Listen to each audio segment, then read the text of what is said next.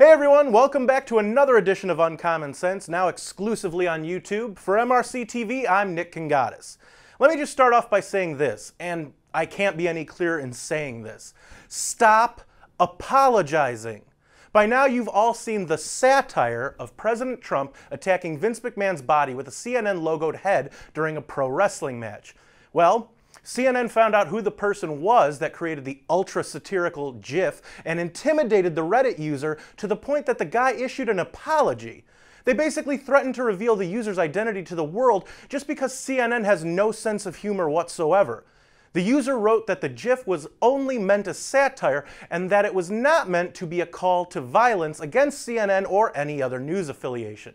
A toddler could tell that this particular GIF was meant as a joke, especially with all the undercover videos that have come out lately showing that CNN has a clear agenda to attempt to discredit not only the president, but anyone that doesn't toe CNN's radical lines.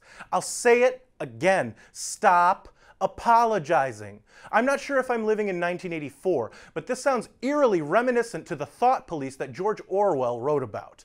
All Obama did by leaving office was expose the Gestapo, known as the media, for who they really are. Media organizations are using intimidation tactics against regular average Joe citizens.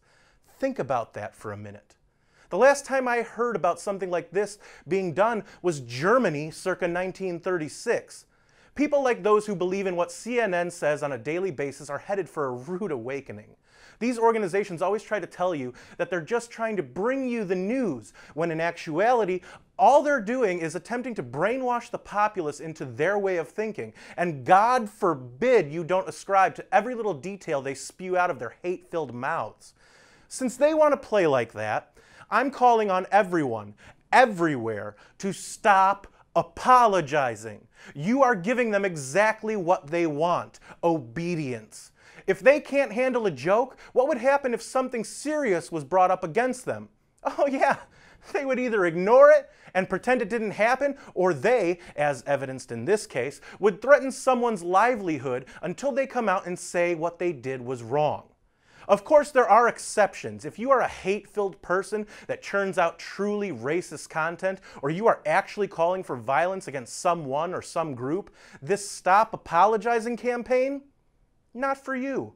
However, if you say something that doesn't come out of a place of hate, but instead from a place of factual honesty that you actually believe in, then there is no need ever to apologize. Don't buckle under the pressure of radical liberals that have no concept of what humor or the truth is. If someone or some group asks for an apology for something that clearly doesn't warrant it, don't. Or even better, ask them why and see the hypocrisy unfold. They'll bury themselves with their answer. Just watch.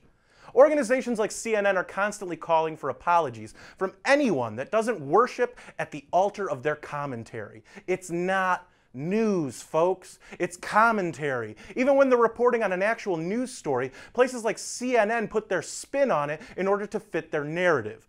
Don't buy it. And most definitely, stop apologizing. What's your opinion of apologizing for practicing free speech? Let me know in the comments section, where I will reply to as many comments that warrant a reply. Give us a subscribe and don't forget to give this video a thumbs up. For MRC-TV, I'm Nick Kangadis. Don't let your common sense be uncommon.